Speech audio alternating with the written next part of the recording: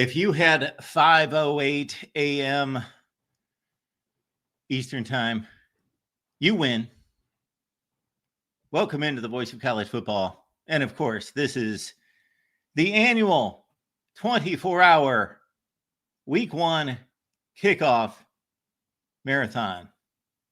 We hope you've joined us in the past. If you have not, the most important thing is that you were, as they like to say, you're here now. That's what's most important. Thanks for stopping by. For you hardy souls who are either late night owls, you are night owls to the extreme, or hopefully for many of you, you abide by the clock that the good Lord has given us with the darkness and the daylight, even though the darkness is still not subsided and the daylight has not started here where I'm located. It's just minutes away. So appreciate you being here. We'll get to your comments and questions, of course. And yes, we have wised up this year. So our 24-hour marathon, a bit contingent, but we are willing to do one. We are willing to do one based on your support. So thank you, because the first step of your support is initially, obviously, just being here. We do not take for granted 14 people watching right now. We do not take for granted any one of you. So thank you for taking the time when you've got so many other options to watch or listen to whomever or whatever. I don't know, cats jumping off of trampolines, whatever the deal is, that you are here with us. And it's a momentous occasion because in a sense, it feels like, yeah, we're at the starting gate. We're in the starting blocks because Week 1 started the college football season. A couple games last week, one in particular of significance. I don't think the other ones really are in terms of what this is all about, and that's winning a championship. But one may factor into it that we saw in Week 0. But this is it. This is Week 1. We've got 5 consecutive days of college football. Thursday, Friday, Saturday, Sunday, Monday. It's the most glorious weekend if you're a college football fan to just watch football. And if you're like me, if the frustration starts with Week 2, because there are too many games being played at the same time that you want to watch, and that's why I always map out the windows, the TV windows throughout the day on Saturday, because I'm like, okay, I can only really watch 2 games, but I want to see 6 at noon. I want to see 4 at 3:30 and so forth. This is the one weekend where it gets spread out to the point where, man, you can kind of watch everything for the most part. Highlighted tonight by Nebraska-Cincinnati. I think by far that's the most competitive and the most significant matchup, although other Big Ten teams in play tonight, the SEC and the ACC as well, against far inferior competition. So the Big Ten really on it tonight in regards to proving itself against, I don't want to say worthy opponents, Cincinnati, Buffalo, Miami of Ohio, but somewhat threatening opponents to the point spread. These are not like 35, 40-point spreads for these Big Ten teams. 6.5 points. Nebraska over Cincinnati. Game played in Kansas City. Who do you like? Let me know. Leave it in the comments. We'll go through your picks, both straight up and against the spread. And, of course, mine are available on Patreon and also here on YouTube. Grab the betting tier, and you can lock in on my predictions. Steve Dace, Matt Zemek, Cody Bratta, Corey Bratta, and then also I get excused for anything that I say at 5 o'clock in the morning. And then also we've got Steve Merrill, Wager Talk, going to stop by either today or tomorrow to record for his Under the Radar selection. So you get that on the betting tier right here on the main channel or on Patreon. Our buddy DeAndre had a question about the payments last night. It's all good. It will be taken care of in regards to double payments or something. So anyway, we will ensure that that would not happen for anyone. All right. My mind was going somewhere. We left you at It was about 12:15 last night. No, it was later than that. About 12:30. About 12:30. Just about 4.5 hours ago. And again, we got this baby cranked up at 5:08 a.m. That would have been about my guess. I thought I got up in plenty of time. Set the alarm for 4:33. Why 4:33? I don't know. That's where it scrolled to. 4:33. So I have been getting up much earlier these days, so it shouldn't have been an issue, but not at 4:30 in the morning. Not at 4:30 in the morning. Who's in the chat? Rob has become a new member. That was last night. And Rob, thank you, Notre Dame fan. Certainly not here. I'm sure he was with us late last night. Big weekend for Rob and the Irish. I am posting later today our big Ohio State, Texas breakdown that was live on the Ohio State channel. I've cut that down. That's going to be posted here. So we've trimmed it up.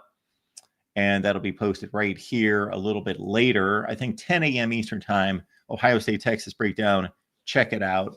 And then Notre Dame and Miami is going to be posted a little bit later from our conversation with Trevor Trowbridge of Irish Breakdown, and also our very own Cam Underwood from State of the U. Mark M. Morning. Go Cards. I love when I see fans of teams that we rarely recognize talk about, because I just don't see them in the chat. Don't know what kind of a contingent of Louisville fans that we've got, but I like to see that. Louisville's game does not jump out at me right now in regards to who the Cardinals are playing in week one, so they're probably playing a complete nobody. But I'm just curious here. So week one with Louisville playing Eastern Kentucky. Then a possible challenge for the Cardinals in taking on James Madison in week two. Eastern Kentucky, James Madison. Bye week for the Cardinals. Bowling Green is the third non-conference game, and then at Pitt to open the ACC. Louisville at Pitt opens the ACC the last weekend of September. And then Louisville's final non-conference game, of course, is Kentucky at the end of the year. Louisville 8-4 with a bowl win last year, 9-4. I've got them live in that same range. Yoda, good luck today. Well, hey, I almost can't lose the way we've set it up this year, because in the past, I've been a bit of a moron, kind of stupid, kind of an idiot, sitting here for basically 20 of 24 hours. I have had fill-in hosts give me a break from time to time, but I've not been the businessman that I need to be for you. This is ultimately for you, not just the content, but if the business doesn't make it, then obviously we're not here producing content. So we have wised up this year, and this is contingent on the $100 per hour that we can stay here, because otherwise we won't be here long term for you. Joe, good morning to you. And South Florida and Boise State is a sneaky good game. I think so. And we will look at the point spreads here in just a second. There's Minnesota Dave. Thank you for showing up, Minnesota Dave. Got off work just an hour ago, so that would have been 4 o'clock, 3 o'clock there in the Central Time Zone. Do we have a head coach shortage on college football? Head coach shortage. John Gilmore. Well, I will say this. Over the past, well, now that it's 2025, it's pushing a decade, we have had maybe the most competent, capable head coaches in one time frame of 3 to 5 years leave the sport.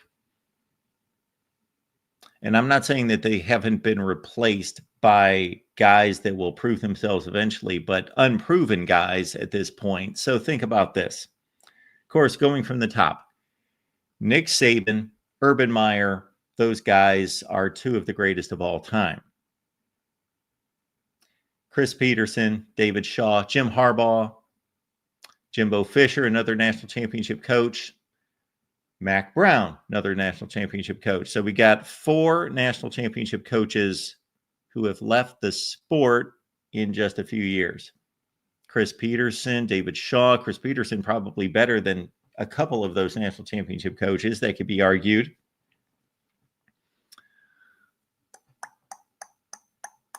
I made a list one time. Actually possibly produced a video because it was a much longer list than that in regards to, first-rate top coaches. Who am I missing that have left the sport? Frank Beamer, that we're going back to 2016, 2017. So let's say the last 10 years that have left the sport, and I don't know that they've been replaced.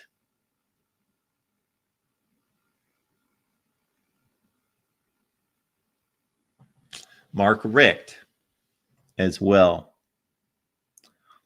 So, John, I would be interested to know who you do not believe is capable of coaching a major college football program.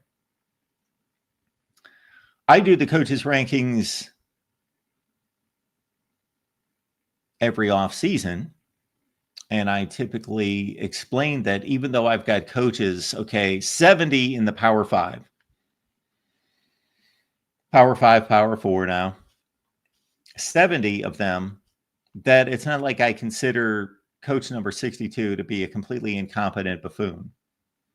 That it's a deep roster of coaches, and that I generally think almost all of them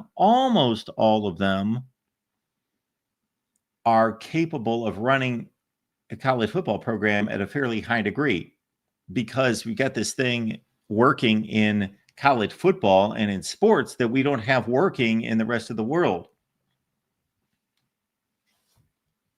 And that's competition within the ranks.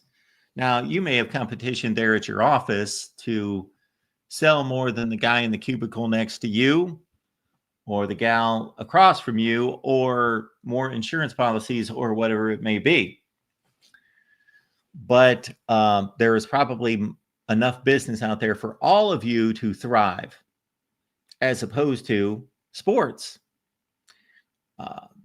These people are put on a pedestal. They are pampered. They are overpaid. And when I say overpaid, their value in society has been far overrated and overinflated. I don't think that they're overpaid based on they work very hard, and these people's jobs, you don't want the head coaching job anywhere. You don't want to be that. Maybe you want to be that for 2 years. I would just love to experience it, see if I could handle it, all those things. But you don't want that lifestyle. You've never got any time off. You're beholden to text messages with 17-year-olds. No, you don't want that. But they make a ton of money. And somebody's got to lose the football games. So they can't all be successful. You can have, if we chose the 18 best college football coaches in the country. Let's do that. We take the 18 best. We put them all in the Big Ten. Somebody's going to finish in last place in the Big Ten. And he is theoretically, based on our rankings, the 18th best coach in the country, but he's going to finish last in the Big Ten. So somebody's got to win the game. Somebody's got to lose the games. So somebody's going to look bad. And I generally look at my coaches' rankings every offseason and think, there are layers to it. There are tiers. There are levels to it. To quote one of my favorite YouTubers. And at the bottom, I sometimes say, you know what, those 3 guys, they shouldn't be a head coach. The jury's out. There's typically 3 to 5, 8 guys that have never coached before, been a head coach, maybe at all, or they're new to the power conference structure. So it's a wait and see for them.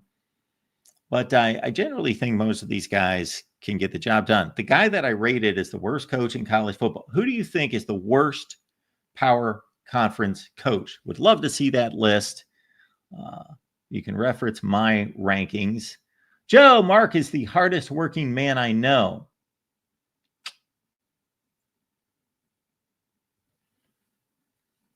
Well, I appreciate that because I think that comes from a good place. So, Joe, I do appreciate you noticing the hard work. And unfortunately, I'll make a quick confession here at the Voice of College Football, since this is not sustaining financially, where I used to pour my heart and soul into this 80 hours a week up until very recently. Now I'm a bit distracted trying to make money elsewhere. So I'm a bit distracted, several hours away trying to make money. And that's why you see less videos, because the videos don't pay. The videos pay $2-3 for hours of work. So we have not produced the kind of content that you are accustomed to. We've not produced the quality or the quantity of the content that we have throughout the history of the Voice of College Football. I'm talking about the main channel. You've got a ton of team channels that are exceptional, so go check those out. So when we got close to the season here a few weeks ago, I dedicated myself to this 10 p.m. Eastern Time show and said, I'm going to be here for everyone every night at 10 p.m. Eastern Time because there are other things that I cannot get done during the day. So Joe has not slept since the last show.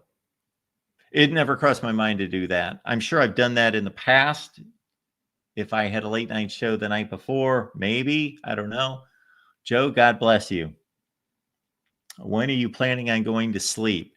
You need your sleep. Joe is a big Buckeyes fan. Gregory says Dave Portnoy videos are inane.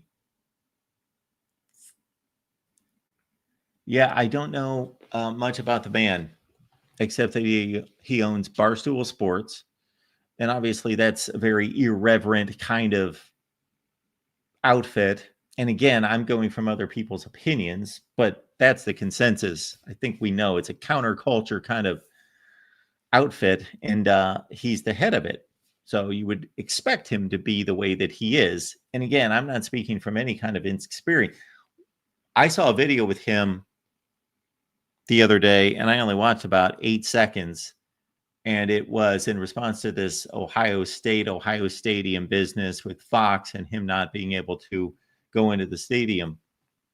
That's the first time I've ever heard the man speak in my life. So I really can't comment on him, except for his reputation, and the reputation of his network is kind of buffoonery, but it's successful.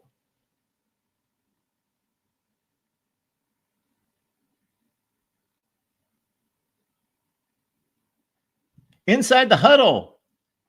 Literally just woke up, saw you were live, decided to comment, and now I'm going back to sleep because I got to go to school in a few hours. Yes, absolutely do that. Inside the Huddle. Thank you for showing up. I just appreciate the comment. There you go. I was listening to prominent coaches that have retired over the last 5 to 10 years. Yes, the Oklahoma guy, Bob Stoops. We got Keith here saying Ohio State loses to Texas. Not a good record against ranked teams lately. Michigan still is your head and wins all in between. Misses Big Ten championship game and makes a deep run in the playoff. Okay, kind of sounds similar to my prediction.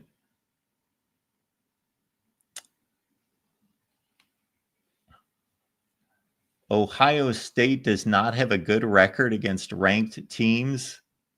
Keith, sorry to say, you should not post things. This is one of my irritants in life with social media, is that people post things that they were told by somebody else or they've always thought was the case. And this is something that's harmless. It's concerning college football, but I see it slandering people sometimes. and it's people that I know, people that I like, and it's a horrible thing. So, Keith, do you understand that Ryan Day has the second best record in college football against ranked opponents? I just gathered that information. I didn't gather it in terms of like going through a list and totaling everybody's numbers. I took that from a source that takes into account all sorts of quality writers, a source that's emailed to me every day that takes all that in. That after Kirby Smart, that Ryan Day, actually it's Kalen DeBoer if you limit it to a certain number of games, but if you broaden it to like 20 games, Ryan Day has the second best record in the country against ranked opponents. And here we've got not a good record against ranked teams lately. Well, last year, Ohio State lost to Oregon. That was a ranked loss. And they beat Penn State, Oregon, Tennessee, Notre Dame, Texas, and whomever else in the regular season that was ranked. If anybody else in the Big Ten, I don't think so.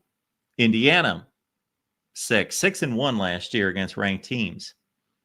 And I know you mean further down the line than that, but still, Ryan Day is the second best record against ranked teams in the country. So that is an incorrect statement. This is the problem with watching the voice of college football. This has always been the problem for many of you, is you run into the guy that's going to call you out if you're incorrect. I bleed orange. Mark, would you be surprised if Tennessee goes 10-2? I got to say that I think people overreacted to the Nico Iamaleava. I had to pause to pronounce that because it's been a couple months and it's 5 o'clock in the morning. Iamaleava, his departure. Now, the new quarterback from UCLA, circa via App State, Joey Aguilar, yes, 14 interceptions last year. There's a bit of cause for concern. I did not hear a naming of the Tennessee quarterback, whether it would be Aguilar or is it Jake Merklinger? But when we look at the Tennessee schedule, I did not find it to be too daunting. They're a 2-touchdown favorite in this game against Syracuse. That's going to get them to 4 non-conference wins right there. I should probably pull this up on the screen.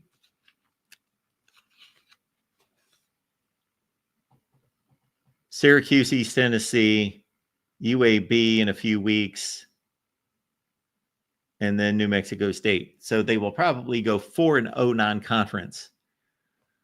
Let's say they lose to Georgia at home in 2 weeks. Tennessee always loses to Georgia. When is the last time Tennessee beat Georgia? It's been a while. Got it right here, thanks to Phil Steele. Tennessee has not beaten Georgia in Knoxville since 2015. In Knoxville, I don't know that they would have beaten them any other time since then. Maybe in 2016, Kirby Smart's first season.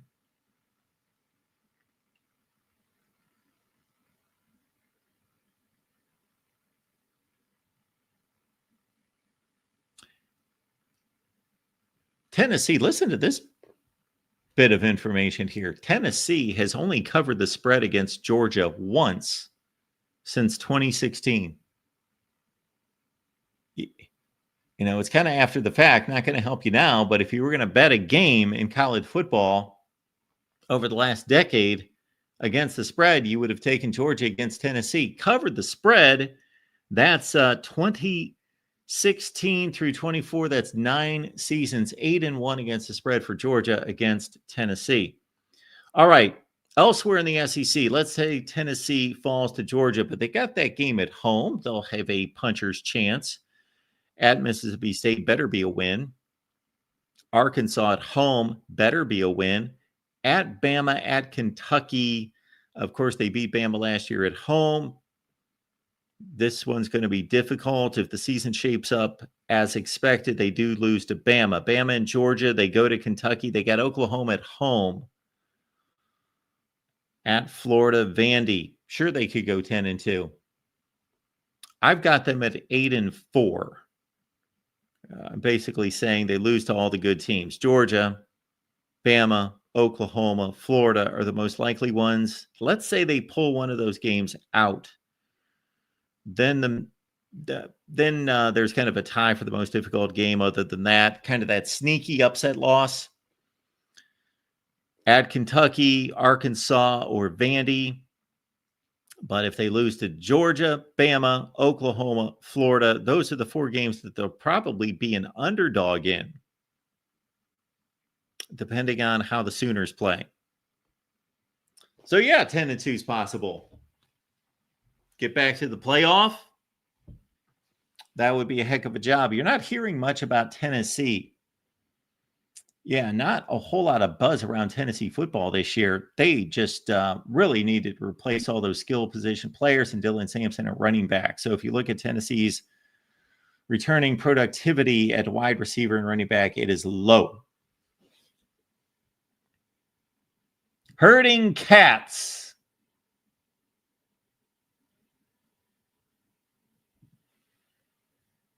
We did address that, Joe. Ryan, Wisconsin fan, 18-point favorite. Last I checked against Miami of Ohio. We'll check the point spreads in just a minute. And keep in mind, I should remind you of this 21 minutes into this, that our 24-hour live stream is contingent on support. So you are giving us support right here by just watching. And please hit the like button. That doesn't stroke my ego. There's a reason for the like button. The like button tells YouTube that people actually like the video. So it does us more good if 500 out of 1,000 people hit the like button rather than if we had 5,000 views and only 27 people hit the like button. So it tells YouTube that you like the video, you like the content, you want to see more, and then they will send it out into traffic for others to watch.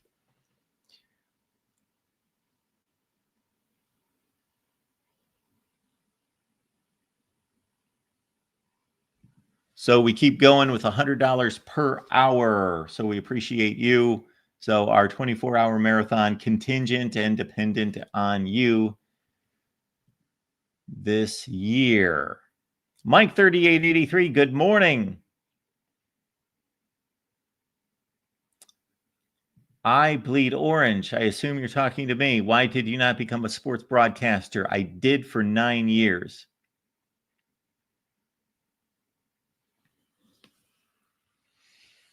So I usually run through this during our the State of the Voice of College Football address, which we took from the State of the Union address, of course. But our State of the Voice of College Football address is every February, maybe a month after the season ends. And so I kind of go through my background, why we started the Voice of College Football, why we call it the Voice of College Football. That's a story unto itself. So it was my dream to be a sportscaster. Actually, doing this is better than being a sportscaster because I can do whatever I want. But that being said, so it was my thought going into college that I would either be a sports writer or a sportscaster. Those are the only 2 things I thought about. I gave no other legitimate profession any kind of thought. Maybe I should have had a father or somebody maybe steer me in another direction. But hey, that's the way things go. And it's been a good run and ride since. So no complaints about my life. So I decided at some point, sportscaster, better move. Sports writing, even in the early 90s when you shoot internet, it was like 15 years away from being defunct. So anyway, decided to be a sportscaster while at Kent State University. So my first job was I was a news anchor and reporter at a small station in Ashland, Ohio, actually a large country radio station, but a small TV station. And so I worked there for 3 years, cut my teeth. Then I was the sports director at WCBI in Columbus, Mississippi for 7 years. And that's why you see all those listings on my Twitter/X profile about Mississippi Sportscaster of the Year 3 times, et cetera, et cetera. So I was a sportscaster for 10 years. Then I kind of dove into it at the ESPN a little bit. But anybody can be a sportscaster now. You just start a YouTube channel. So that's a previous life. So I was. And it was the best job I ever had. It was the best job I ever had, the one in Mississippi. Didn't pay the best, but it was the best job I ever had.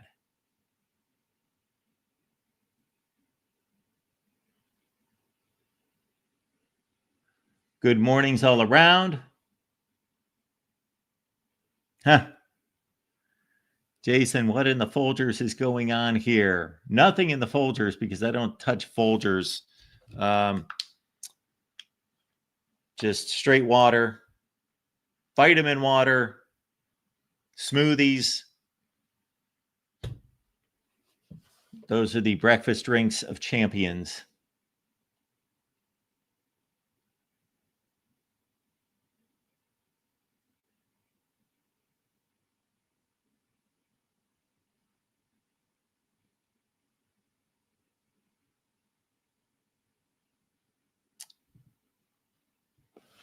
Ryan, thank you so much for your support in being a member here for the last 4 months. Does Luke Fickell, I'm guessing that means make the season, finish the season. I think there's some words left out. Does Fickell the season if Wisconsin is upset in week 1 or 2? I don't think he'll survive the difficult schedule.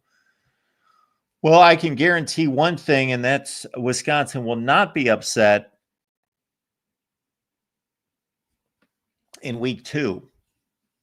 There is zero chance that Wisconsin is going to be upset in week 2 because they go to Alabama. So that takes care of that. No upsets for Wisconsin football on the negative side in week 2. I do think that there's a real chance that Wisconsin loses this game against Miami of Ohio. What I know about the Red Hawks right now, about their football team, we could put in a thimble. Phil Steele picks them, I believe, 4th in the MAC. They went 9-5 last year. I could tell you a lot about their team in the last 10 years. Chuck Martin's back. Chuck Martin has been able to survive at Miami of Ohio despite a horrendous record, really. But it's gotten better in recent years. So they must have known what they were doing there in keeping him around and saw something, because they kept him around, and they have been one of the best programs in the MAC. They went 7-1 in the conference last year. Do not remember the championship game. Oh, yeah, they got drubbed in the championship game to Ohio, which leads me to, of course, Ohio is puts me in a place to put Rutgers. And if anything I say doesn't make any sense, or it takes me like 18 extra words to say it again, I'll take all the excuses here at 5 a.m.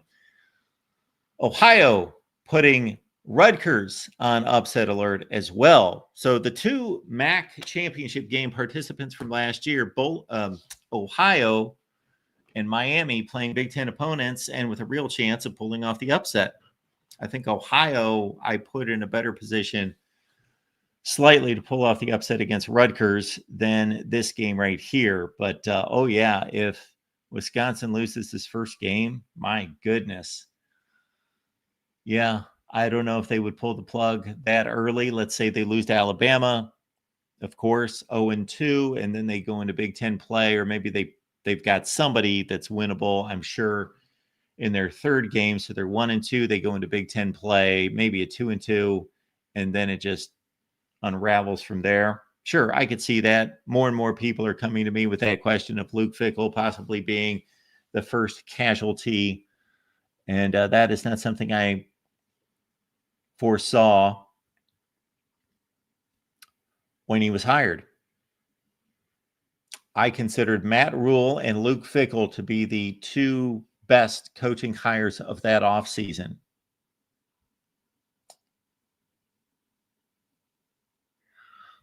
Minnesota Dave, that's what I was going to ask all of you. What is the news about Fox and the Fox Sports channels with YouTube TV? That's what I would like to know from all of you. I have not been keeping up with that, but I've got to make a decision.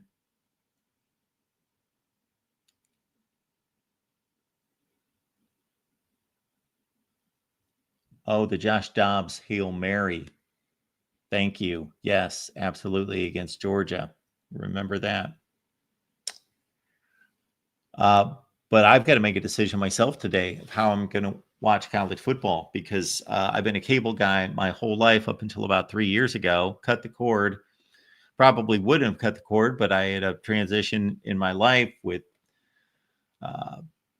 taking care of my mom and moving and all this other business. And then I cut the cord. And since then, I've just kind of scrambled and pieced together whatever to watch college football, which last year was YouTube TV. I think my buddy told me yesterday or the day before that he went the Hulu route. That was going to take care of him through college football weekend. So I got to look at that this afternoon.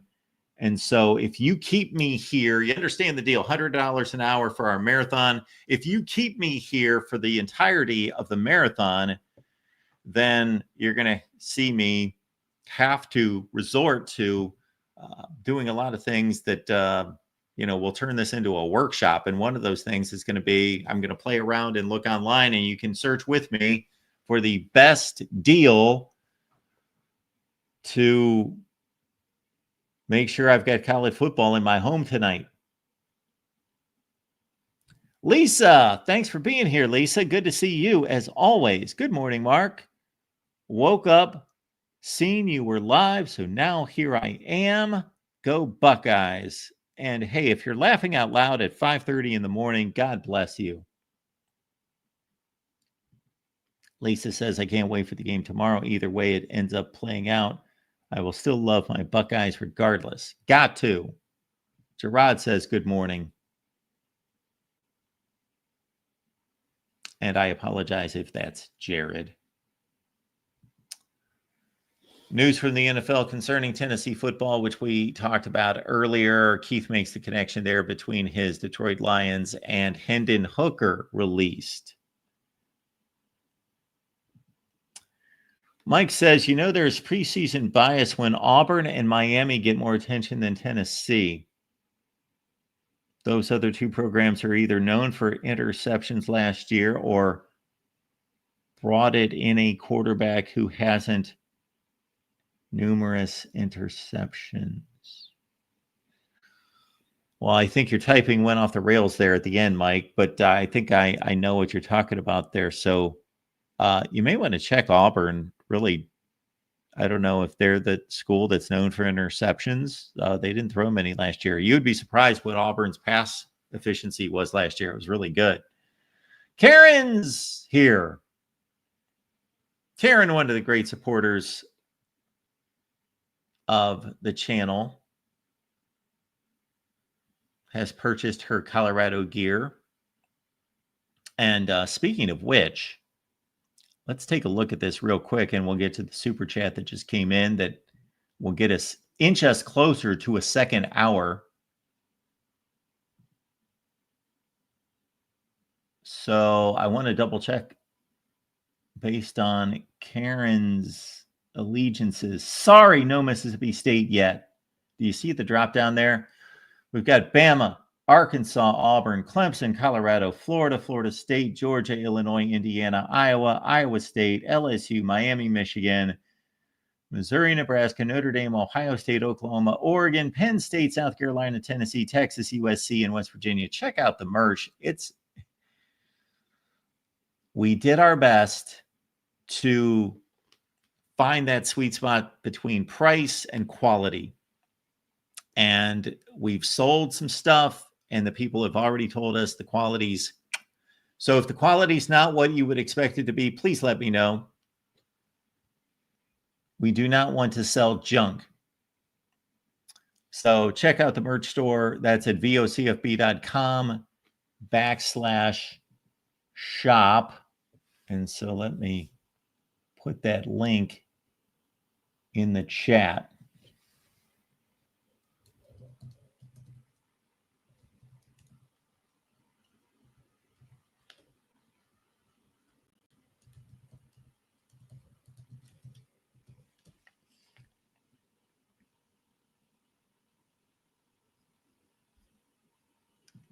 So there you go. Let's pick out a team.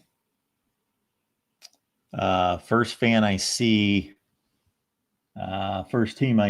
of a particular fan, Ohio State. There you go. That's the first one I saw. So here's the Buckeye merch page. Really good stuff here. Got your mugs and tumblers and polo shirts and t-shirts and so forth. And we are expanding on all of that. So vocfb.com, and you can check out your team merch. All right, let's get to the super chat coming in. So again, Rob, thank you so much for being a new member. And Ryan, thank you so much for your support. We got Ryan coming back with this one. Middle Tennessee versus Wisconsin in week 2. Wisconsin, Bama, week 3. Okay, gotcha. I just assumed the Bama game was week 2. Middle Tennessee in week 2. Is Wisconsin going to lose either one of these games? I highly doubt it, but I think Miami of Ohio. And again, group of 5 football. I love it, enjoy it, all those things, but my knowledge of it, just I don't have time to deal with it. So I do not know what the projection is for Middle Tennessee. So Ryan means we're $5 closer to keeping our 24-hour live stream alive for the next hour. We are $95 away. Never fear, if the marathon breaks down, I'll be back at noon Eastern time. So that's the plan. If we can't keep the marathon going, then I'll jump back in at noon. We'll try again. Then if not, I'll jump back in for pregame. Let's see, we got Boise State at 5:30, maybe 5 p.m., maybe 4 p.m. Stay updated on that. Keep on those notifications. I think we'll go with 4 p.m. 4 p.m. Eastern time. We'll jump back in here. And unless something grabs me that I've got to be committed to, 4 p.m. Eastern time. And then we will be here for sure, regardless of giving and support. We'll be here for post-game. That will be following Nebraska and Cincinnati. So Nebraska, Cincinnati, as soon as they hit double zeros, we'll be here. Unless it's a blowout, we don't need to sit through 30-6 to the bitter end. At whatever point the game is decided, we'll be here.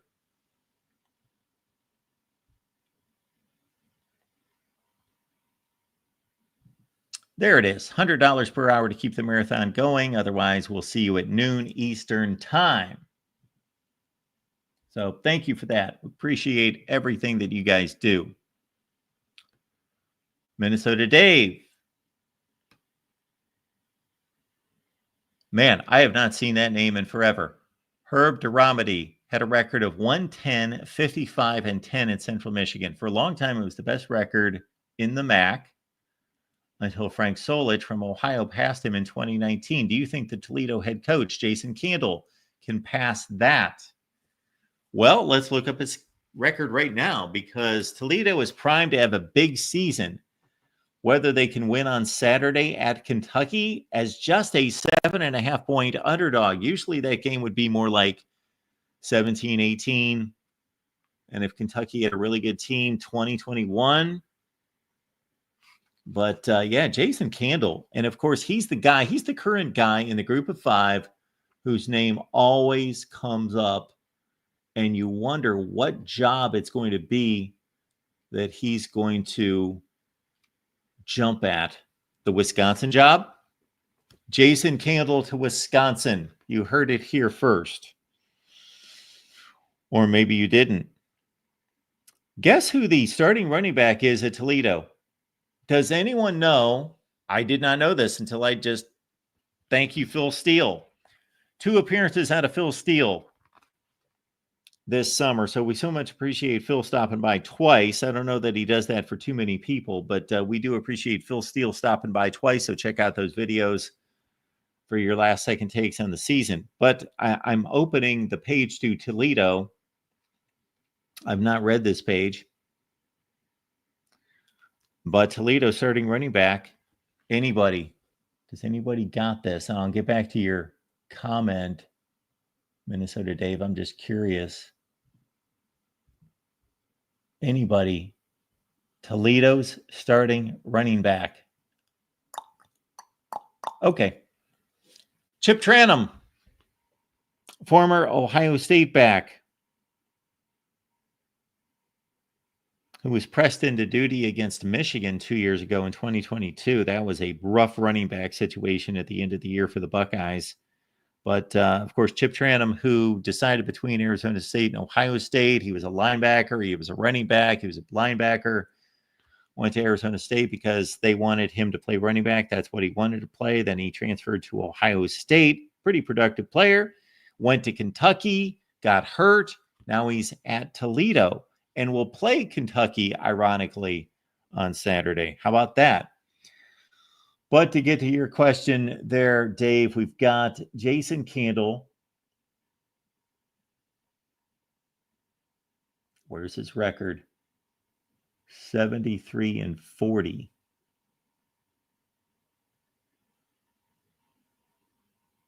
That, I assume, is his record. 9 years, 100 and...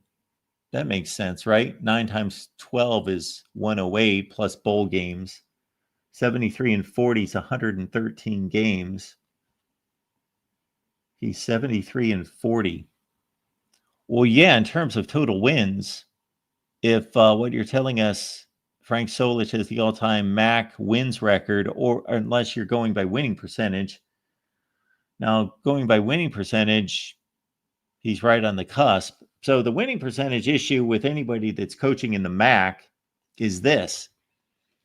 Go to MAC football standings any year, and you see these 7-1 teams, just like Miami last year, 7-1 in the MAC, but they only went 9-5 overall because these MAC teams lose all their out-of-conference games against these power conference opponents, and sometimes they really load up on those kind of games. You know, as we go through the MAC schedules, take into consideration Toledo goes to Kentucky and to Washington State. Buffalo goes to Minnesota. That's their only difficult non-conference game. Ohio goes to Rutgers. They take on West Virginia and Ohio State. The Bobcats of Ohio open the season against Rutgers, West Virginia, and Ohio State. Miami of Ohio, Wisconsin, Rutgers. Northern Illinois. No Notre Dame this year, but for NIU, they've got Maryland in week 2, and then they've got Mississippi State. Bowling Green takes on Cincinnati and Louisville. Central Michigan's got Pitt and Michigan. Eastern Michigan's got Kentucky, and that's a pretty light load for Eastern Michigan, just Kentucky on the road. Western Michigan takes on Michigan State and Illinois. Akron plays Nebraska, and that's it.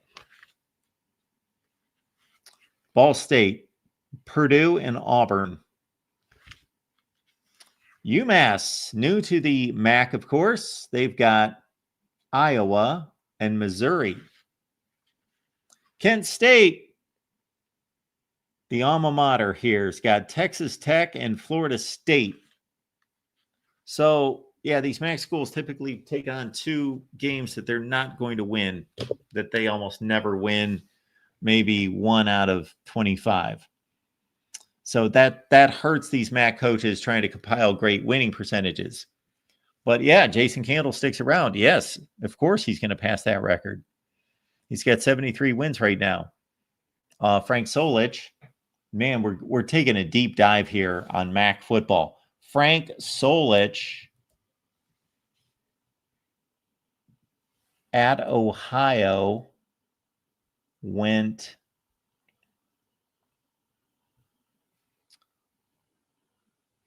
Man, you're good, Minnesota Dave. Did you look this stuff up or do you love MAC football that much?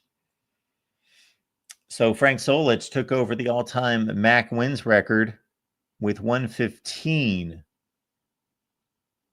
And so you got to figure Jason Candle's going to win about 8 games per year. So he is 27 and 15, 42 games behind. He's got to stick around for 5 years. 5 to 6 seasons for Jason Candle to stick around Toledo. So if that's going to tell us one of 2 things. Either he's flatlined and he can't get out of there, or he really loves to be in Toledo, Ohio, for him to stick around, because otherwise Jason Candle is going to have options. Who is going to be out of a job at the end of this season besides Luke Fickell? There's going to be about 8 to 12 coaches in the Power Conference that are going to be gone. Who is new head coaches this year? Purdue, Syracuse, North Carolina,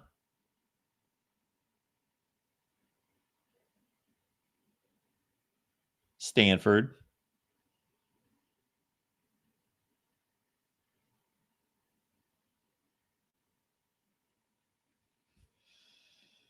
those 4 come to mind off the top of my head.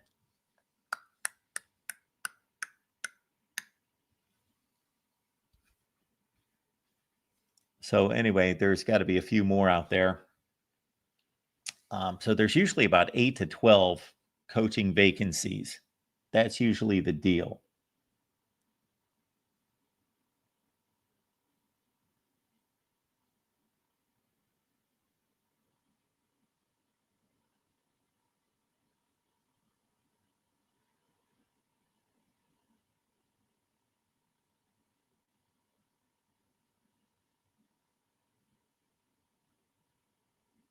You guys dove into the NFL draft for some reason. Tony Eason, Illinois. How many passes did Tony Eason complete as the starting quarterback for the New England Patriots in Super Bowl, whatever the number was, 20 against the Chicago Bears? There's a trivia question for you right there.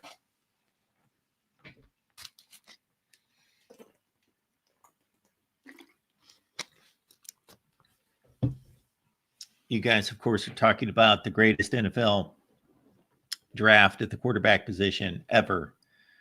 The best first round ever with the 6 draftees. Was it 6? Dan Marino, John Elway, Tony Eason, Todd Blackledge, Ken O'Brien, and I'm missing somebody else at the top of the draft. And I'm not going to rack my brain right this second to try to think of him, because besides Elway, there was somebody else at the top of the draft.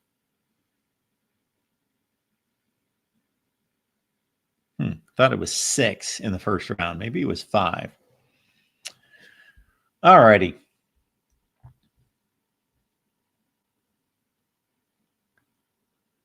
So hopefully, Dave, that answers your question. If Jason Candle's success tapers, then he's going to stay at Toledo, or he just loves Toledo. I'm almost smirking and chuckling as I say that, but hey, there are people in Toledo, Ohio, who live in Toledo, Ohio, work in Toledo, Ohio, and actually like being there and stay there. I've always heard bad things about Toledo, Ohio. It's one of those kind of armpit of America kind of joke towns, but I can't speak on experience. I don't know what time I've ever spent in Toledo, Ohio. What is the distinction of one Toledo, Ohio hospital as it relates to college football? One Toledo, Ohio hospital within the span of just a couple days, about 60 years ago, 60, 62 years ago, something like that. Does anyone know the distinction of one hospital in Toledo, Ohio? I think I've got this straight.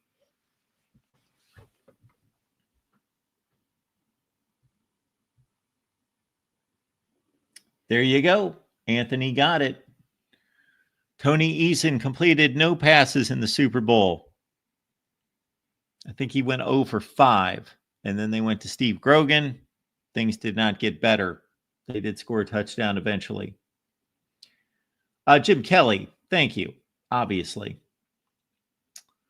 John Elway, Stanford. Todd Blackledge, Penn State. Elway to the Broncos. Blackledge to the Chiefs. Jim Kelly out of Miami to the Buffalo Bills. Of course, he didn't play for the Bills initially. He went to the USFL. Tony Eason from Illinois to New England. Ken O'Brien from Cal Poly, I think, to the New York Jets. And Dan Marino from Pitt to Miami.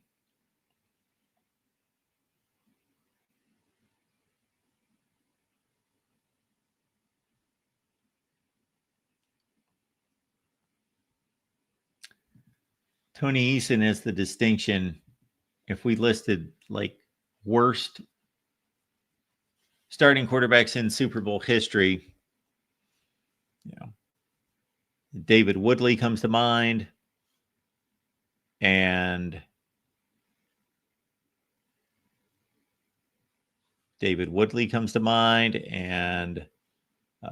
Stan Humphries comes to mind. He was not a bad player, but as a Super Bowl quarterback, there really haven't been that many bad Super Bowl quarterbacks because it just doesn't happen. You don't get to the Super Bowl being a bad quarterback. Trent Dilfer, Brad Johnson, I would not consider a bad quarterback, but again, great quarterbacks go to Super Bowls. Great quarterbacks especially win Super Bowls. Now, few have sneaked in to lose Super Bowls that have not been great. Shoot, the first 2 quarterbacks to start Super Bowls, the 2 that faced each other in Super Bowl I, are both Hall of Famers.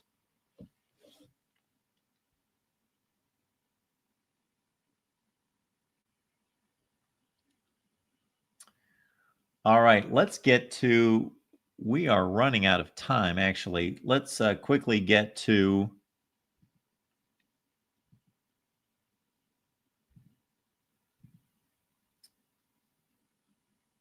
or maybe we should go with this the next time we get together at noon. Well, let's run down today's games.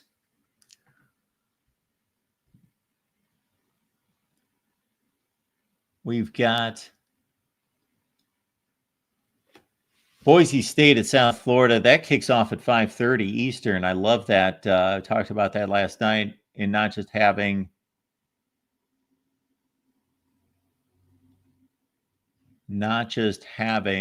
I'm distracted by Gregory's comment about Elvis playing in the Super Bowl. Elvis Gerbach. Yeah, it was a backup quarterback for Baltimore. That we don't have to wait till prime time, that we get an appetizer. I like that at 5:30 in the afternoon. This should happen all the time.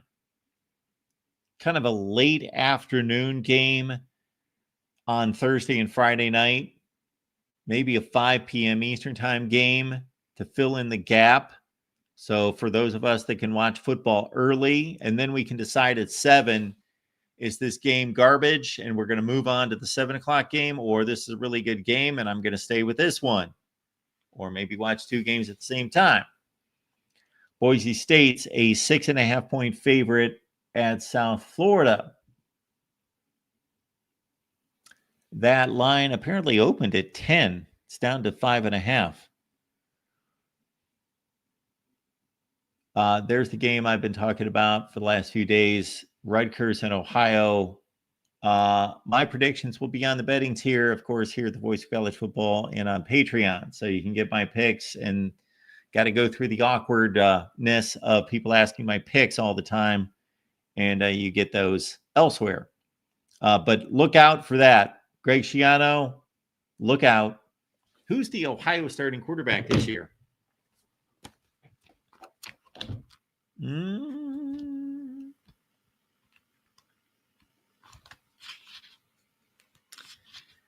Ohio Bobcats starting quarterback is Parker Navarro.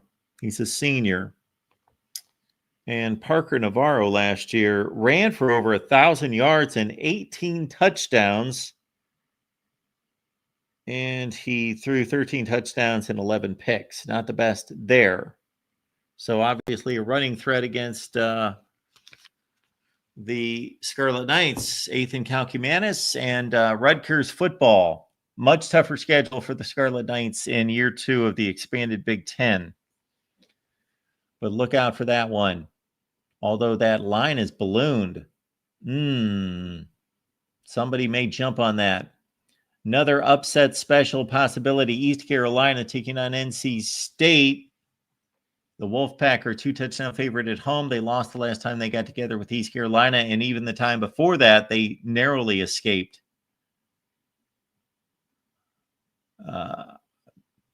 This Rich Rod turned over the Jacksonville State job to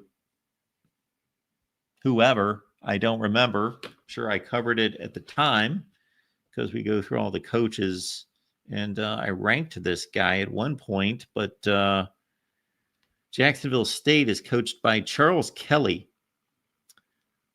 Was a defensive back at Auburn. No head coaching experience. I don't know what his last job was, but so Jacksonville State, Gavin Wimsatt is the head. I got to go through all the quarterback spots in the country because with the transfer portal being what it is, and with certain quarterbacks failing in the power conferences, I get a kick out of finding out where they land. The starting quarterback for Jacksonville State is one Gavin Wimsatt, who was the former starting quarterback at Rutgers, then, of course, went to Kentucky and did not fare well there. Interesting. Cam Cook was once a highly sought prospect at TCU. He's the starting running back at Jacksonville State.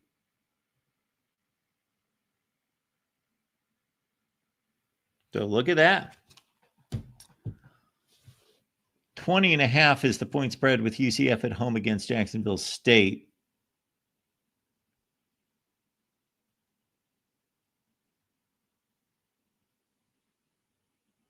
Duke is playing at home. I like Duke this year. Look at that point spread. It went from 47.5 to 33.5. This is telling right here. Look at this point spread. And if you want to keep us going for a second hour, please contribute. We appreciate it. All right.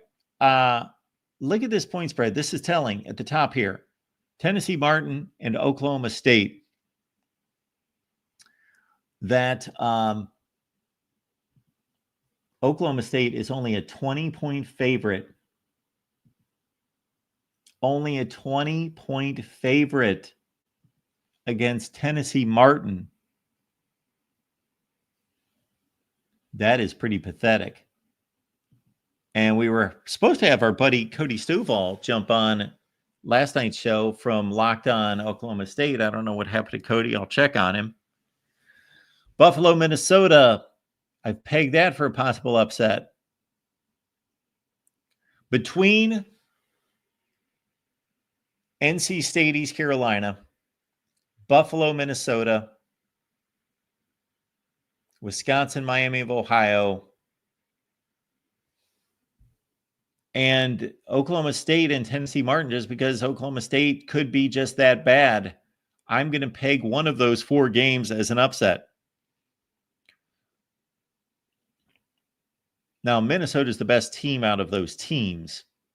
All right, here's the game that interests me the most on this opening night.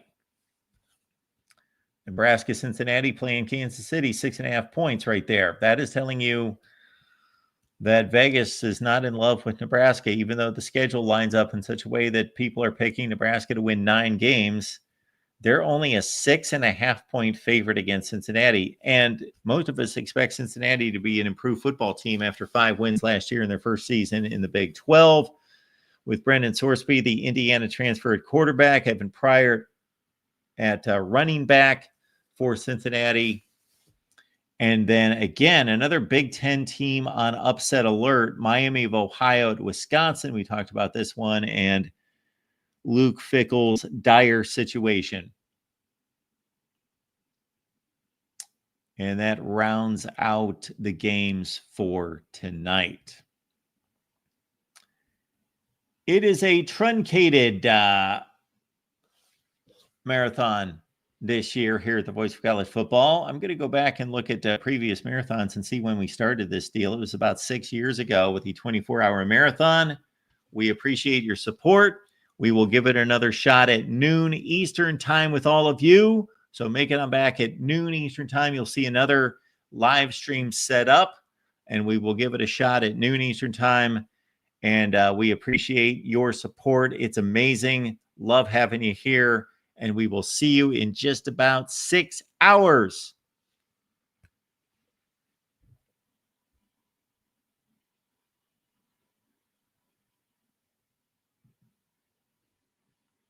Yes, and Joey, West Virginia, was a staple on Thursday nights, playing Thursday night football. A lot of Big East Thursday nights. And then also the ACC got a lot of love. There was a lot of Maryland, a lot of NC State on Thursday nights as well. Jason says, thank you, Mark. Hit that thumbs up if you haven't already. That helps us. The thumbs up, and please subscribe to the channel. Get us to 100,000 subs. We would love that as well.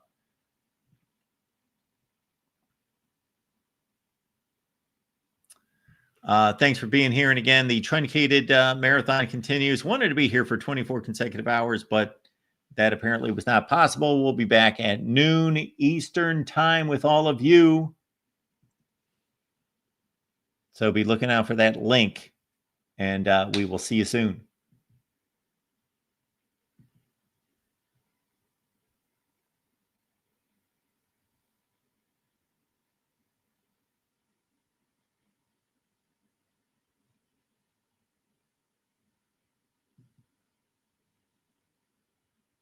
College football is even more exciting when you've got some action on the line, and the games are even better when you're cashing in. And the Voice of College Football is the place to be to get the greatest value. Start with my picks. 75% against the money line, 58% against the spread, and I've got a 40-plus year track record. 11-0 in the college football playoff for me last year against the money line, 8-3 against the spread. And I'm just the warm-up act. Steve Merrill of Wager Talk is our ace in the hole, show stopper. 7 years with the Voice of College Football, over 30 years in the industry. Steve gives us analysis on all the big games, but you can't miss Steve's weekly under-the-radar pick. 28-12 against the spread the last 3 years. You also get picks from some of our top analysts here at the Voice of College Football, including Corey Bratta, Matt Zemek, and Steve Dace. Check out those numbers. Become a YouTube or Patreon member for just $99 per month. Go to the main channel on YouTube, click join, and then select the betting tier. Do the same thing on Patreon. Make 2025 a winner now.